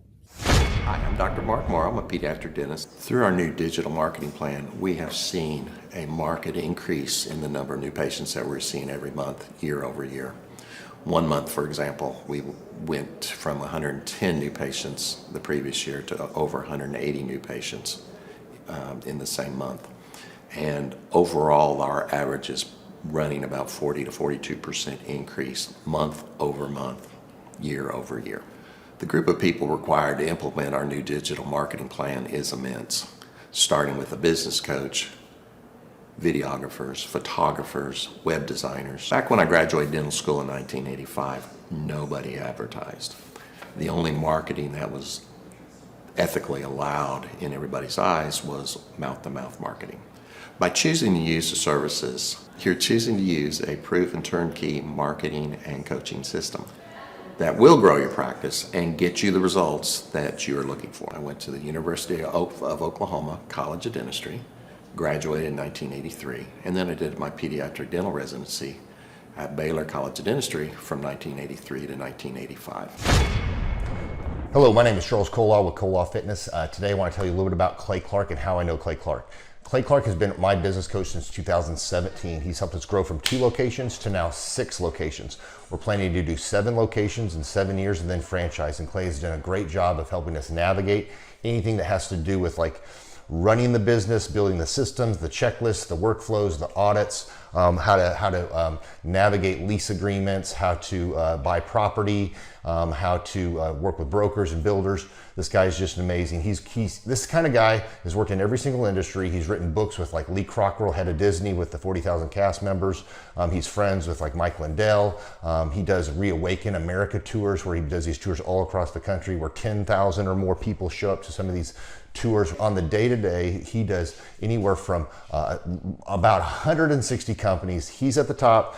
He has a team of business coaches, videographers, and graphic designers and web developers, and they run 160 companies every single week. So think of this guy with a team of business coaches running 160 companies. So in the weekly, he's running 160 companies. Every 6 to 8 weeks, he's doing Reawaken America tours. Every 6 to 8 weeks, he's also doing business conferences where 200 people show up, and he teaches people a 13-step proven system that he's done and worked with billionaires, helping them grow their companies. So I've seen guys from startups go from startup to being multimillionaires, teaching people how to get time freedom and financial freedom through the system.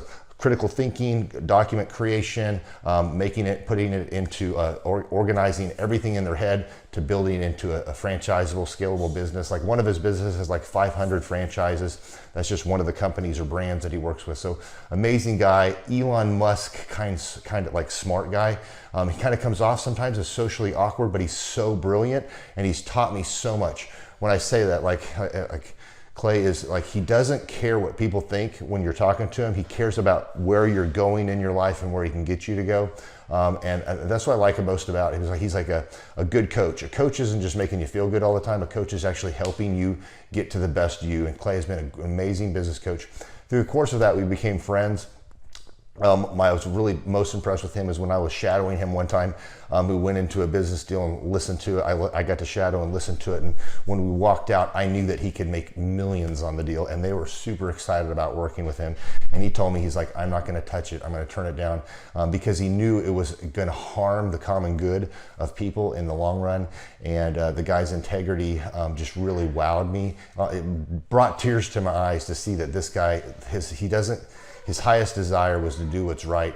And anyways, just an amazing man. So anyways, impacted me a lot. He's helped navigate anytime I've got nervous or worried about how to run the company, or navigating competition and an economy that's like, I remember we got closed down for 3 months. He helped us navigate on how to stay open, how to get back open, how to just survive through all the COVID shutdowns, lockdowns. I'm Rachel with Tip Top Canine, and we just want to give a huge thank you to Clay and Vanessa Clark. Hey guys, I'm Ryan with Tip Top Canine. Just want to say a big thank you to Thrive 15. Thank you to Make Your Life Epic. We love you guys, we appreciate you, and really just appreciate how far you've taken us. This is our old house, right? This is where we used to live a few years ago. This is our old neighborhood.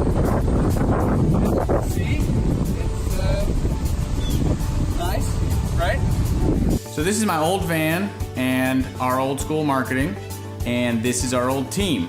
And by team, I mean it's me and another guy. This is our new house with our new neighborhood. This is our new van with our new marketing, and this is our new team. We went from 4 to 14, and I took this beautiful photo. We worked with several different business coaches in the past, and they were all about helping Ryan sell better and just teaching sales, which is awesome, but Ryan is a really great salesman. So we didn't need that. We needed somebody to help us get everything that was in his head out into systems, into manuals and scripts, and actually build a team. So now that we have systems in place, we've gone from 1 to 10 locations in only a year. In October 2016, we grossed 13 grand for the whole month. Right now it's 2018, the month of October. It's only the 22nd. We've already grossed a little over 50 grand for the whole month, and we still have time to go. We're just thankful for you, thankful for Thrive and your mentorship, and we're really thankful that you guys have helped us to grow a business that we run now instead of the business running us. Just thank you times 1,000. The Thrive Time Show, 2-day interactive business workshops, are the highest and most reviewed business workshops on the planet. You can learn the proven 13-point business systems that Dr. Zellner and I have used over and over to start and grow successful companies. I mean, we get into the specific steps on what you need to do to optimize your website. We're going to teach you how to fix your conversion rate. We're going to teach you how to do a social media marketing campaign that works. How do you raise capital? How do you get a small business loan? We teach you everything you need to know here during a 2-day, 15-hour workshop. It's all here for you. You work every day in your business, but for 2 days you can escape and work on your business and build these proven systems so now you can have a successful company that will produce both the time freedom and the financial freedom that you deserve. You're going to leave energized, motivated, but you're also going to leave empowered. The reason why I've built these workshops is because as an entrepreneur, I always wish that I had this. And because there wasn't anything like this, I would go to these motivational seminars, no money down, real estate, Ponzi scheme, get motivated seminars, and they would never teach me anything. It was like you went there and you paid for the big chocolate Easter bunny, but inside of it, it was a hollow nothingness. And I wanted the knowledge, and they're like, oh, but we'll teach you the knowledge after our next workshop. And the great thing is we have nothing to upsell. At every workshop, we teach you what you need to know. There's no one in the back of the room trying to sell you some next big get-rich-quick, walk-on-hot coals product. It's literally, we teach you the brass tacks, the specific stuff that you need to know to learn how to start and grow a business. And I encourage you to not believe what I'm saying, and I want you to Google the Z66 auto auction. I want you to Google elephant in the room. Look at Robert Zellner and Associates. Look them up and say, are they successful because they're geniuses, or are they successful because they have a proven system? When you do that research, you will discover that the same systems that we use in our own business can be used in your business. Come to Tulsa, book a ticket, and I guarantee you it's going to be the best business workshop ever, and we'll even give you your money back if you don't love it. We've built this facility for you, and we're excited to see you. If we go back 8 years ago, think about the number of clients you had back then versus the number of clients you have now. As a percentage, what has been the growth over the past 8 years, do you think? We got to inspire somebody out there who just doesn't have the time to listen to their calls. Okay, so Clay, it's like I would go up and down from about $10,000 a month up to about $40,000, but it's up and down roller coaster, and so now we've got it to where we're in excess of 100 clients. That's awesome. And so I would have anywhere from 5 clients to 20 clients on my own with networking, but I had no control over it. I didn't. Without the systems, you're going to be victimized by your own business. For somebody out there who struggles with math, if you, let's say that your average number of clients was 30 and you go to 100, as a percentage, what is that? I have grown. I have doubled every year since working with you. So I've doubled in clients, I've doubled in revenue every year. It's 100% growth every year I've worked with. Now, so I'm looking, we've been good friends 7-8 years, and I've got doubled 5 times. Which is just incredible. I mean, the first time you do it, that's one thing, but when you do it repeatedly, yeah, I mean, that's unbelievable. We're working our Blessed Assurance off this year to double. We're planning on doubling again. We're incorporating some new things in there to really help us do it, but we are going to double again this year. I started coaching, but it would go up and down, Clay. That's when I came to you, as I was going up and down, and I wanted to go up and up instead of up and down. And so that's when it needed a system. So creating a system is you have nailed down specific steps that you're going to take no matter how you feel, no matter the results. You lean into them and you do them regardless of what's happening. You lean into them and it will give you X number of leads. You follow up with those leads, turns into sales. Well, I tell you, it's if you don't have a script and you don't have a system, then every day is a whole new creation. You're creating a lot of energy just to figure out what are you going to do. Right. And the best executives, Peter Drucker is a father of modern management. He said the most effective executives make one decision a year. What you do is you make a decision, what is your system, and then you work like the Dickens to make sure you follow that system. And so that's really what it's all about. So with a script here, we have a brand new gal that just came in working for us. She nailed down the script, and she's been nailing down appointments. Usually we try to get one appointment for every 100 calls. We make 200 to 300 calls a day per rep. Right. And she's been nailing down 5 and 8 appointments a day. Somebody out there is having a hard time. That script. So she's making how many calls a day? She's making between 200 and 300 calls a day. Whoa. And our relationship is weird in that we do.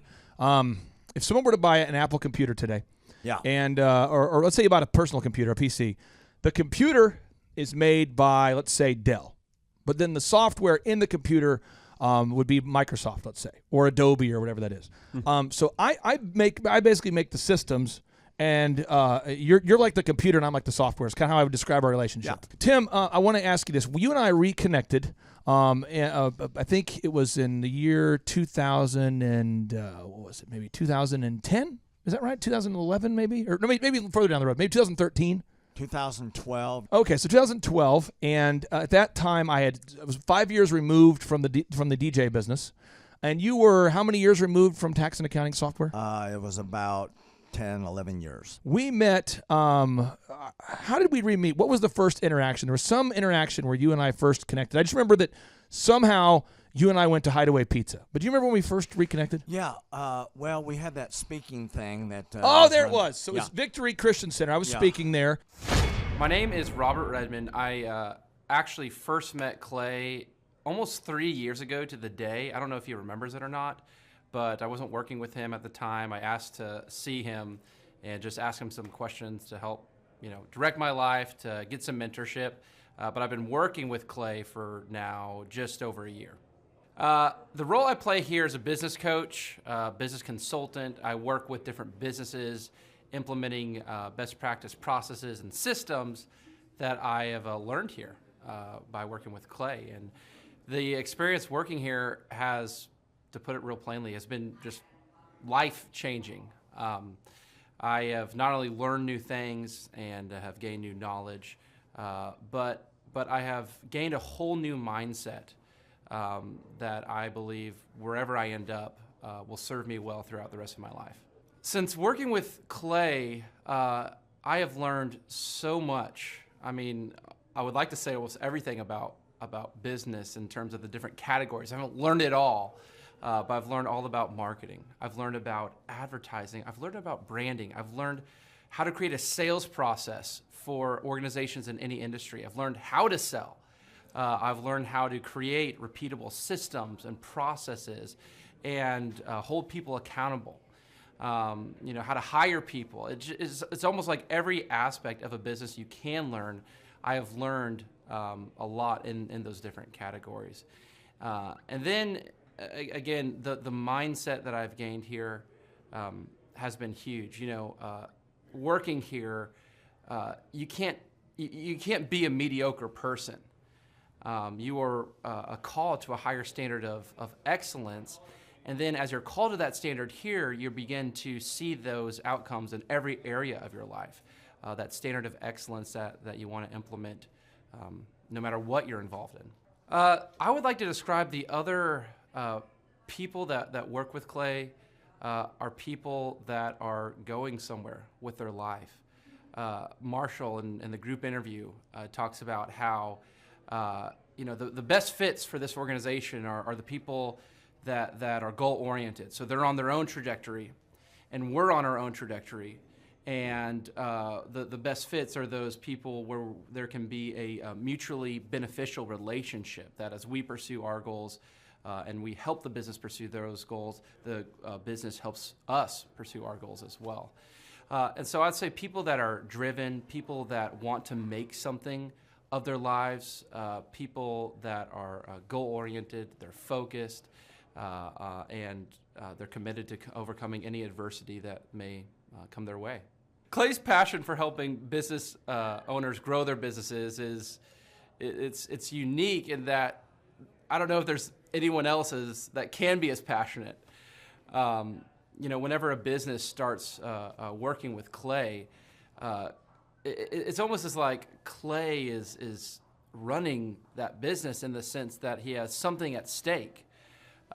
He's just serving them. They're one of his clients, but it's as if he is actively involved in the business. Whenever they have a win, he's posting it all over his social media. He's shouting it across the room here at Thrive. He's sending people encouraging messages. He can kind of be that life coach and business coach in terms of being that a motivator and that champion for people's businesses. It's again unique because there's no one else I've seen get so excited about and passionate about other people's businesses. The kind of people that wouldn't like working with Clay are people that are satisfied with mediocrity. People that want to get through life by just doing enough, by just getting by. People who are not looking to develop themselves, people who are not coachable, people who think that they know it all and they're unwilling to change. I would say those are the type of people. In short, anyone that's content with mediocrity would not like working with Clay. So if you're meeting Clay for the first time, the advice I'd give you is definitely come ready to take tons of notes.